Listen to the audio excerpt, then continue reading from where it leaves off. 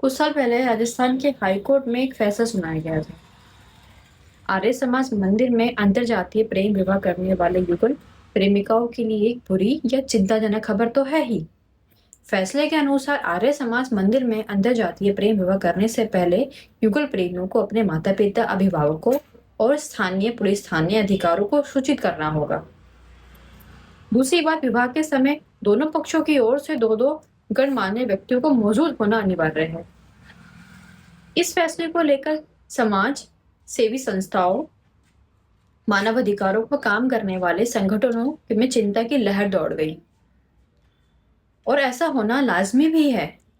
समाज में एक ओर हम मानव अधिकारों की दुहाई देते हैं, औरतों के अधिकारों और युवा पीढ़ी की आजादी की बात करते हैं, और दूसरी ओर ऐसे आदेश सामाजिक प्रज्ञा की मानविक संवेदनाओं को झंझोर देता है। एक प्रगतिशील समाज का नागरिक होने के नाते हमें ये जानना जरूरी होना चाहिए कि इस तरह के फैसले किन विविध अधिकारों के जारी किए जाते हैं, और ऐसे फैसले के द्वारा किसी भी व्यक्ति के, चाहे वो महिला हो या पुरुष, किन किन नागरिकों और मानव अधिकारों का उल्लंघन होता है। ये फैसला संविधान के अनुच्छेद 14 का सीधा साधा उल्लंघन करता है,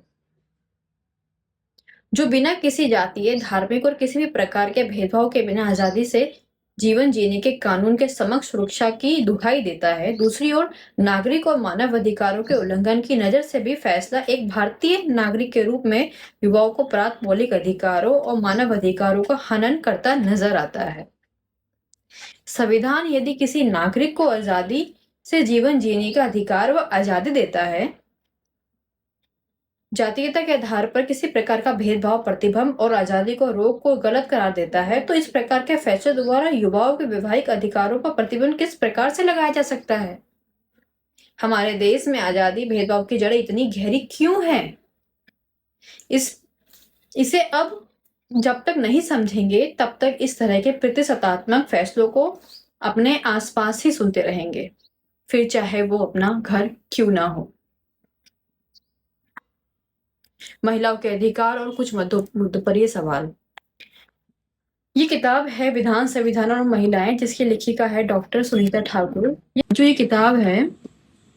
किताब है हमें महिलाओं में को जागरूक करना और समाज में महिलाओं की जो स्थिति है उनको बताती है, क्योंकि महिलाओं मतलब प्रमाणिक तौर पे महिलाओं को कानूनी अधिकार मिल गए हैं, लेकिन फिर भी वो उसको लेकर अभी तक जागरूक नहीं है, या उन तक वो बात पहुंच ही नहीं पाई, और उनकी आर्थिक स्थिति चाहे घर हो चाहे बाहर, वो अभी भी ऐसे ही मानी जाती है। ये किताब देश में तरक्की की बात भी करती है, साथ में महिलाओं को अपने अधिकारों को जागरूक होने का भी प्रेरित करती है।